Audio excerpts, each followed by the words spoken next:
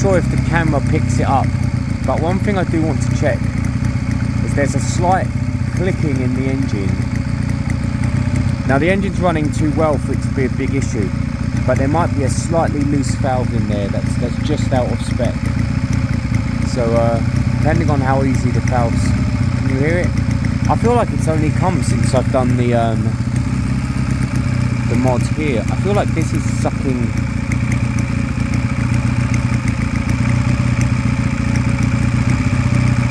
No, that's definitely not doing anything.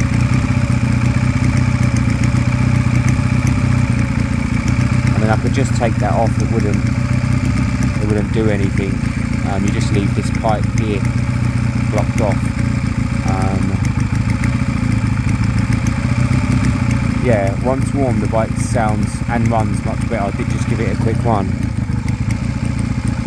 Oh, I thought that was fuel. It's not. I've been spraying cleaner everywhere. Okay, I tell you what though, even if it was MOTable on the weekend and passed, a quick carb clean just wouldn't hurt, and resetting it, and checking the valves and just nipping them up maybe a touch if needed. It just wouldn't hurt. I'm going to consider that, because I mean this has been idling for a while now. I probably need to switch it off, because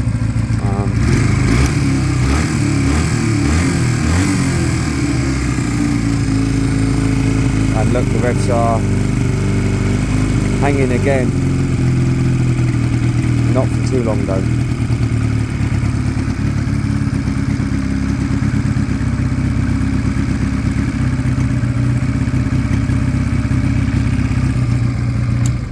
The other part of me just thinks that this bike just needs a good run. It needs some.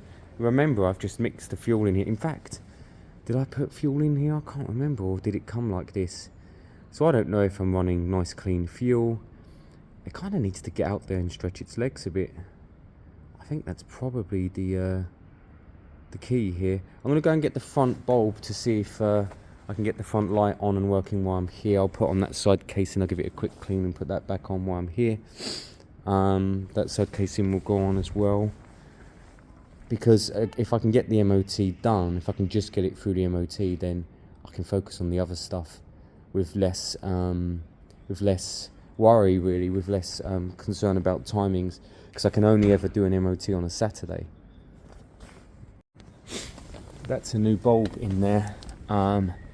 If the electrics are fine and it was a bulb issue, then this should come on with the engine running and have a separate idling.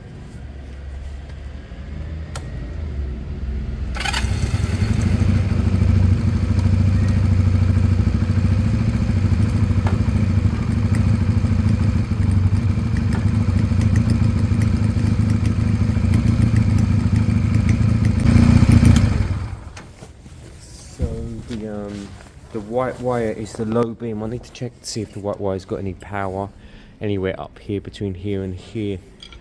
If it doesn't have power, you've got options. You can actually take the power from the side light here and run it across. That would bring that light back, and high beam would still be separate. You can splice them in and have both basically, and it will be running. It will still be going to a dead end, so there'll be no worry about overload. But let me check here to see if there is any power, and we'll check down there, I'll check here, and we'll see what's going on there. All you do is put the multimeter on, earth one side, touch the other to it, and you should have your 12 volts or whatever the battery's putting out, 12.8 or so. So the white doesn't have power. Problem there is the white goes back into the loom, although funny enough, look at this. I was just looking, so the white comes up into here, but there is actually, I can see a dead white there, look. See that? Can you see, let's see, can you see that? Can you see in there? Look, there's a dead white. Not sure. Yes, there you go. It's cut white. So actually that must be the white up to the white. So let me pop this panel off again. That was easy enough. Find that white. I might have to bridge the gaps.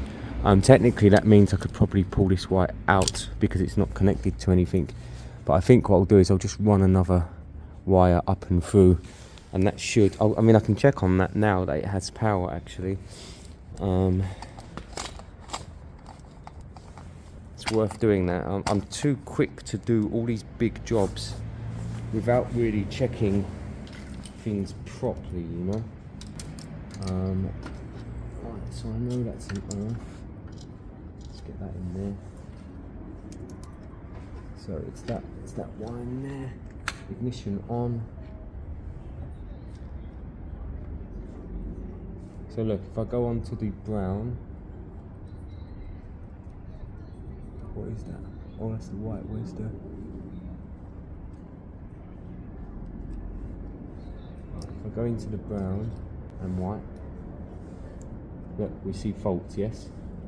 From there to there. I don't know this meter very well, so I need this earth and to touch this wire.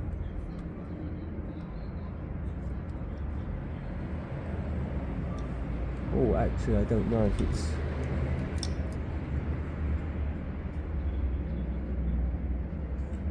Yes, yeah, it has power. Okay, so easy fix there.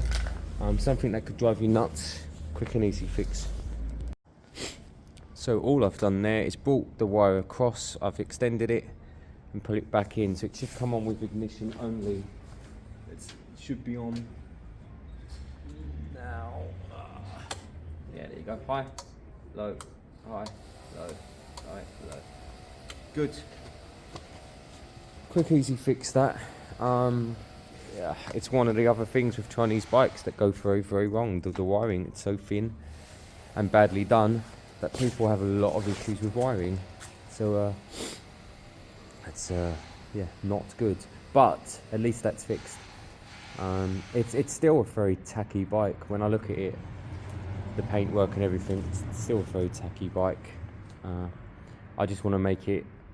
I just want to make it kind of safe enough and functioning enough for someone to get a year or two out of it, as long as they service it. So that's what we're looking at. Let me chuck all that back in.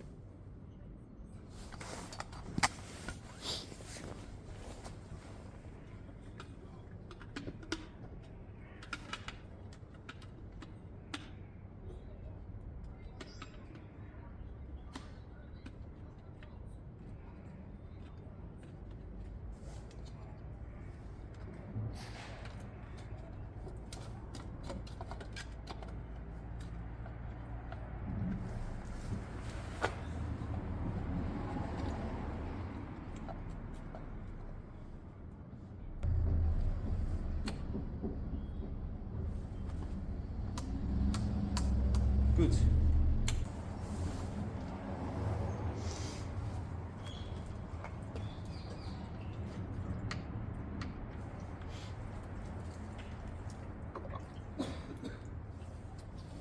Now the gear lever down here and all the connections, they're just a tiny bit stiff and loose and a bit plain. So I just want to get it all greased up, get it all set. Yeah, and just have it less sloppy actually. So I'm going to do some adjustments and see if I can get that a touch better. So I think we're at the stage where I think this is MOT-able. I can't think of anything else that's not quite right. But I'd probably want to clean the carbs Saturday afternoon or Sunday. So even though it's it may pass the MOT, it should pass the MOT. Yeah, I'd want to clean the cobs, I think, because I want to check for air leaks in there. It's still very slightly up and down. I want to clean it and all of that, and it's worth doing. I do genuinely think right now that all it really needs is to be out on the road and running with some good fuel in there. I really don't think it needs a strong carb clean, but I also don't think it hurts, does it? Let's clean the carb and we'll see where we go from there.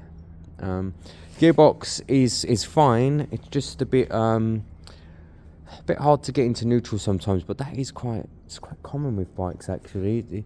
It's something that does come up with bikes. You can always get it in neutral, always, every time. And also what's not helping is the fluctuation of revs. So if the revs were settled, I think that would be less of an issue. So yeah, I've got a plan. Ideally get it through an MOT and road legal. From there get the carbs cleaned and see where we go from there. I'll only let this bike go when I think it's safe, road legal, and running properly. The next day. Hi everyone and welcome back. Very, very, very cold today. It's December the 2nd and it's 0, -1 all day. I was considering taking this for an MOT today, but I'm under the weather at the moment, and also it's not quite ready. I mean, I think it would probably pass an MOT today, but I want it to be running a bit smoother before. I'm going to look into removing the carbs because it has that that idle issue at the moment, and I've kind of done everything else around this engine to see if that solves the problem, and it hasn't. So now I need to look at are any of the intake rubbers split or anything. We need to see where extra air is squeezing in. There could be a hole, there could be anything in here. So the carbs do need to come off. Side panels come off easy, there's no issue there. I think the tank might be able to stay on. If I remember rightly, this fuel tank always spills fuel when it's on. Even if you turn it off, it doesn't really go off. So I'm gonna have to block the end of the fuel pipe. But ultimately, all I want to do is pull these to the side, probably this side, and give them a quick clean. I don't even mind if it all stays attached. Just comes out this way, and a quick clean. Biggest problem is sometimes the air box is difficult to move backwards. I'm looking at this intake here. Look, it's not even on properly actually. I wonder if I can get a bit more bite there. I think I did the other side recently. Yeah, look, that one's right snugged up. I wonder if air's creeping under the other side.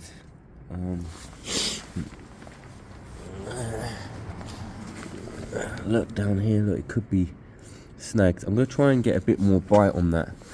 But otherwise, I would like to get the carbs off to be able to give them a quick clean through and just check all the baseline settings. So yeah, I'm kind of in two minds. Let me see if I can get this sitting a bit neater. So I've got that sitting more flush, sitting on properly now. That's good. I do think that if that was the issue, we would have had more fluctuation when I was doing spray tests. So I don't think that would have solved the problem. How much fuel have we got?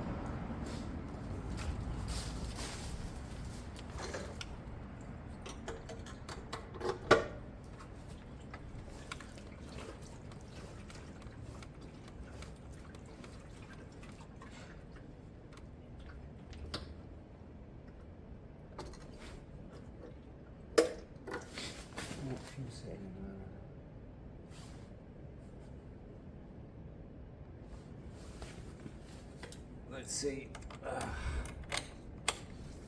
Choke.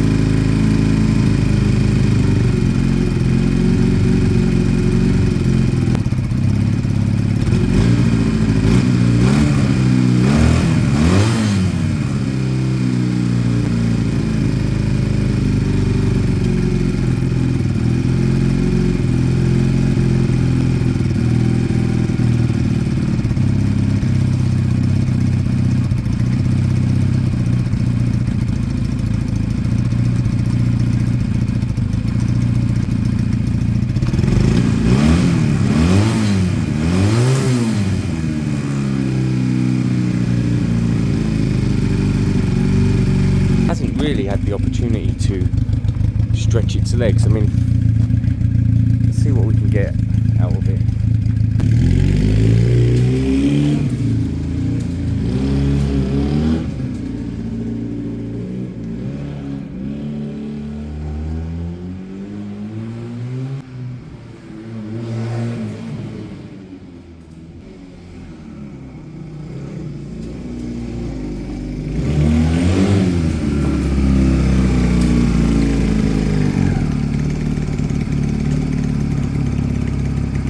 It rides so well. It's a little bit smoky, look. I need to keep an eye on that. So that's now coming from one.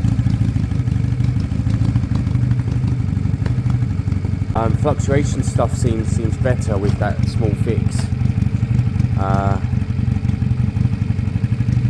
But smoke, obviously. Problem is, we don't know anything about this bike. We don't know if anything's dropped into the exhaust. Remember, we saw bits of oil on the end of the exhaust. We also ran it with choke on for weeks. Not ran it properly, but started it up a lot. There could be oil drip in the exhaust. That's completely separate. The engine could be spot on, you know.